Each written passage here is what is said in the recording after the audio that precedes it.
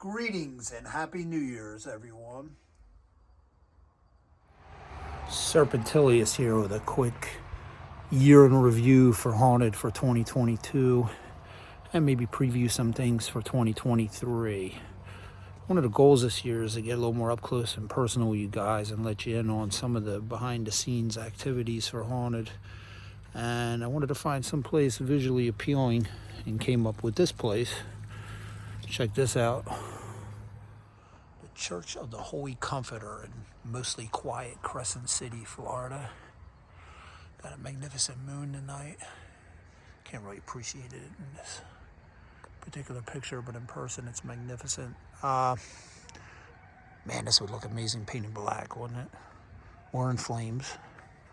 Anyway, let's do a little walk and talk. I'm not sure how many of these updates we'll do this year, but anyway, here's the first. See how it goes. Should start out with some thank yous for sure, and we would definitely be remiss if we didn't immediately thank Mr. Paul Maggio, Orion Riley, and Lucas Mahoney, who are like members of the band. Some of you guys are familiar with our show know that it is a ludicrous amount of preparation and setup and teardown. And these guys are instrumental in helping us try to pull off those setups and those teardowns, and even behind the scenes after hours on non-show days with lighting and anything technical.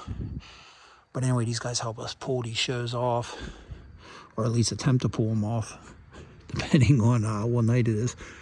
What we probably would need like 10 people realistically to accomplish with any level of somewhat comfort. But these guys who are unpaid, like all of us are, music's such a labor of love. So much work, so much time, so much money, so much energy. You know, it's an absolute passion of all of ours to write and perform music, that we go to the extremes we do, and every band does, in order to try to chase that dream. Our Patreon supporters, man, you guys have no idea how much we love you guys. The support is tremendous, and it really helps drive us along. Thank you so much. Mr. James Swenson, the man behind the camera, Pilgrim Media. My God, the amount of work you freaking do. You're like literally the unsung hero of the scene, you know. You go to these shows, you lug all that freaking gear, spend all night capturing in magnificent quality and detail these shows, and then people don't even see the amount of work you put into editing all those images.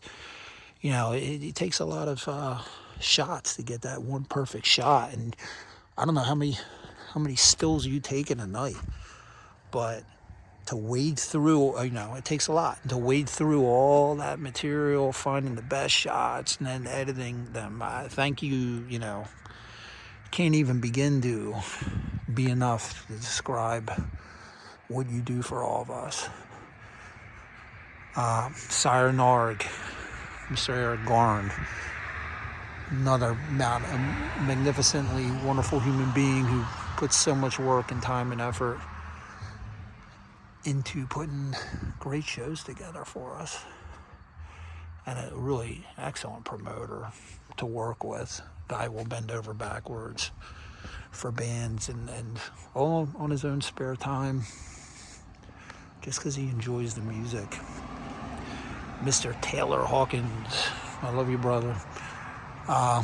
Really has helped me personally with Black Mass. Black Mass is, I have a love-hate relationship with Black Mass, as many of you guys know, but we won't get too far into that, because I can go on all night about that.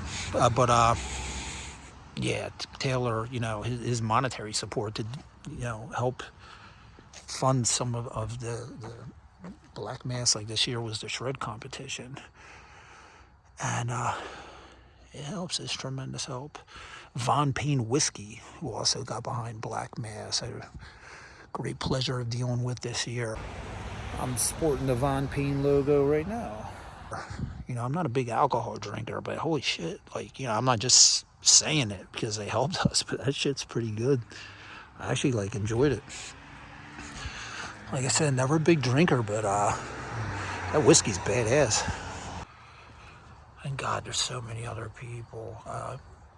Some of the names that I hope I don't butcher from Castle Black Radio. Peter Norvasis. God, Peter, I never had to like say your last name. Now I'm like, looking at it, I don't even know if I'm freaking pronouncing it right. Much respect, brother, that you will help me out with Black Mass, as did Necrorot with his amazing donation for the shred competition. Thank you, my man. Who else? Dragana and Draven from the mighty Optrum. I thank those guys. Oh God, Mark Riddick, who provided the Black Mass artwork. I mean, famous artist. He has like 250,000 followers on Facebook, and I hit him up with some artwork, and he was a fan of the demo from '92, which was really cool to find out. And here he ended up dedicating artwork for the Black Mass, free of charge. That was really wild and exciting to know that Mark Riddick was a fan. The cemetery's wild looking. Oh, here, see my breath.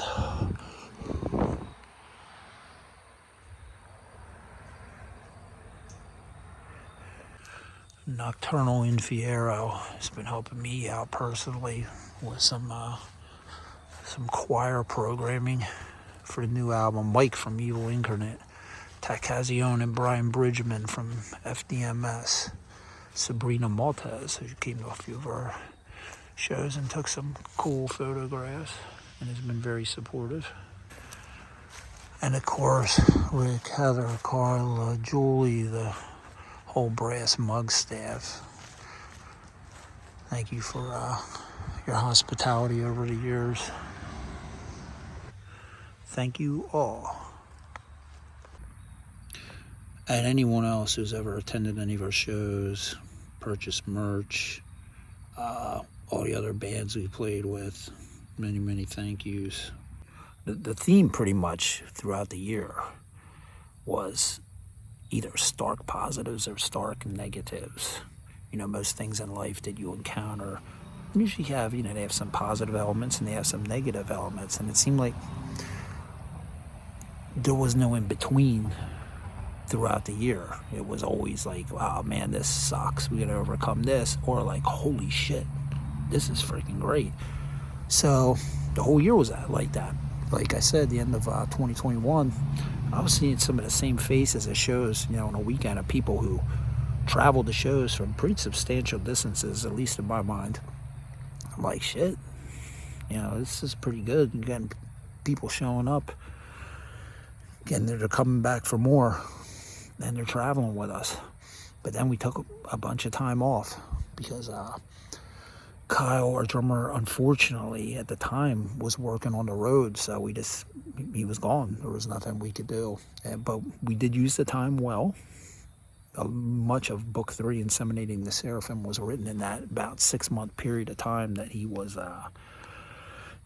away working on the road. So although it didn't really, you know, we seemed inactive, like we're not doing nothing, there was a shit ton going on. In fact, there's never not something going on. There's always shit to do. And that was all happening behind the scenes, but we lost that momentum from the live shows. When Kyle came back, we also ended up gaining Shane Williamson on other guitar, and like, holy shit, that dude. First off, he stepped in on almost no notice, learned all the material. I called him at 3 a.m. to fill in on a show, and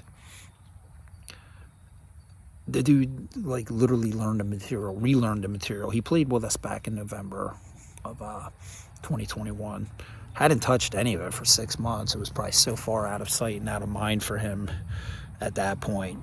Called him up 3 a.m. Dude, we're emergency situation, man. Can you play the show tomorrow? Which was ridiculous. I didn't even expect him to answer the phone at 3 a.m. Dude answers the fucking phone.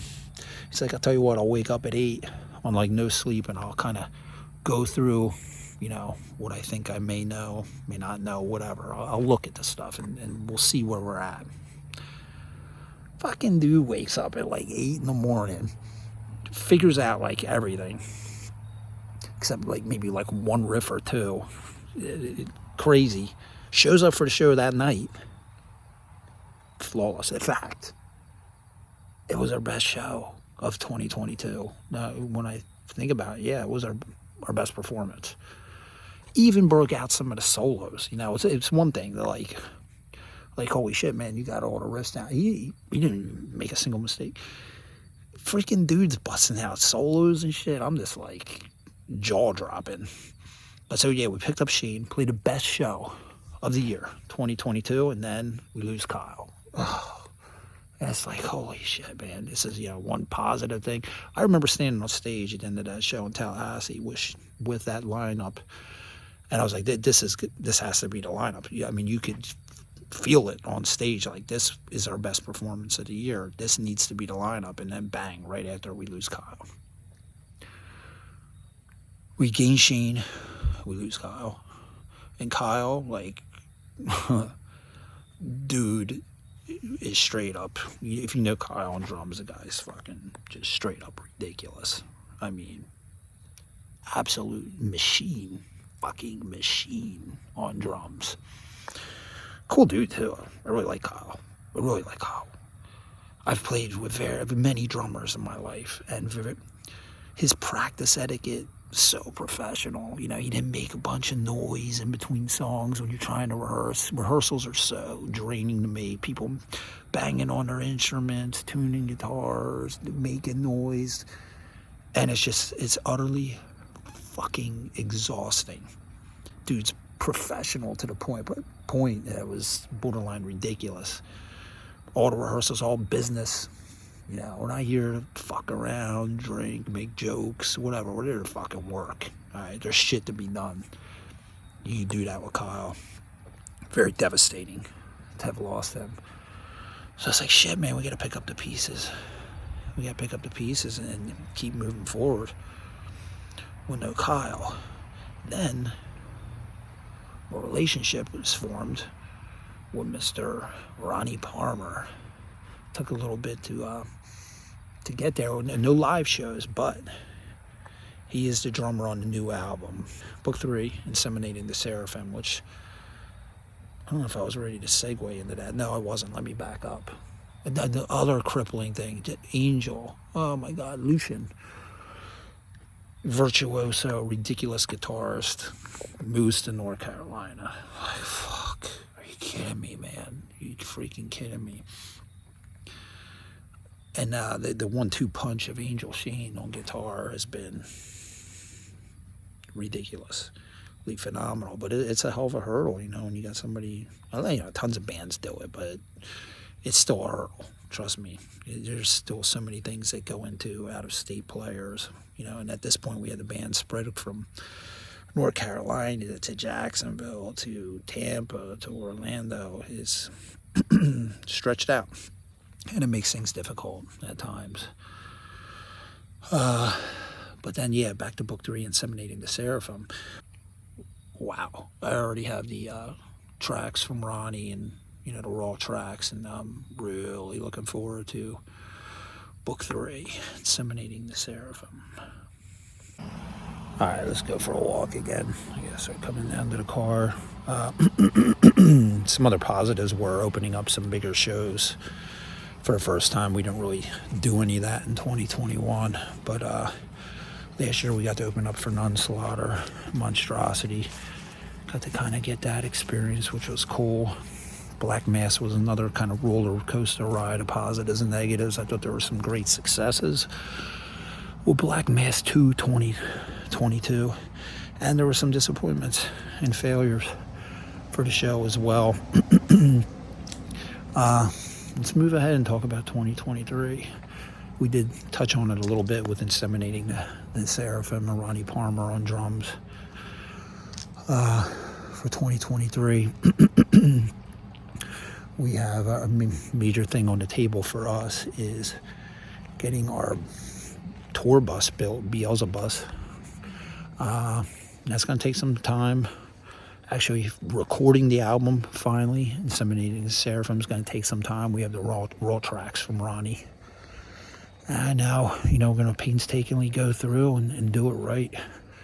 But yeah, the main things coming up immediately for 2023 are the tour bus build, so we can try to get some reach out of state, go to some different places, which was the whole thing with me starting to really try to dig into the whole pay-per-view thing and trying to get our shows out of just state lines. Recording the album, as I said, got to get into programming an entire new light show to go with the new album. And they are probably the biggest things for 2023, biggest undertakings. And just those are freaking massive. I mean, we're talking about building a fucking bus, recording an entire album. The lighting programming is insane, painstaking work. Every single little freaking strobe, color, all in time, programmed through via MIDI data. Another huge thing I really want to get into this year is we want to do what we're doing now, get more of a relationship with you guys, more of a social media reach. One of the things that's kind of a pain in the ass today about music is it seems like, unfortunately, you have to spend so much more time creating digital content that gets you away from writing music, but that's just the way the world is today. There's a positive and the negative of social media. So I want to spend some time developing higher quality content for Patreon and for our social media. Speaking of which, while talking about Patreon, I'm really looking forward to digging into that this year deeper with not only higher quality content, but also as far as the content itself. I think we'll have some pretty creative ideas coming up, which are pretty all-encompassing in that I think they will engage the fans, and they will also engage musicians who will get valuable information there. It's a lot of interesting things, and we're going to dig deep into it this year. So please, guys, if you have any deep interest in Haunted and what we do and enjoy the music, man, your patronage goes a long way in helping what we do tremendously. My God, that moon's magnificent. It's a shame the camera doesn't know justice. Got the Orion constellation right there. Can't even see it on the camera, unfortunately. I'm standing by a lake here in Crescent City. I don't know the name of this lake. You're not going to be able to see that either. Let's walk out to the dock. Maybe we'll see some alligators. At least our eyes light up. But yeah, anyway, I'm sorry about the whole sales pitch on the Patreon, but I don't know what else to tell you guys, man. This shit costs a freaking fortune. Between fucking everything, man. The freaking lights, recording albums, all of it. It all costs a lot of money. So unfortunately, I have to do this asshole sales pitch portion, which, believe me, I don't like. But that's the starving artist phrase comes for a reason. Let's turn the camera around and see if we can see anything on this lake. Nah, it just isn't going to work at night. And you see some of the lights over there. There's the water. Gonna light up the dock. This town's in the middle of nowhere, man. No one knows. When I say, Crescent City, Florida, nobody freaking knows where the hell I'm even talking about. Damn, man, that's crazy. That freaking thing comes right up to the damn dock. I don't see any gator eyes. Alright, anyway. that's it. Starting to babble about other stuff. Gonna wrap it up. That was a first update for 2023.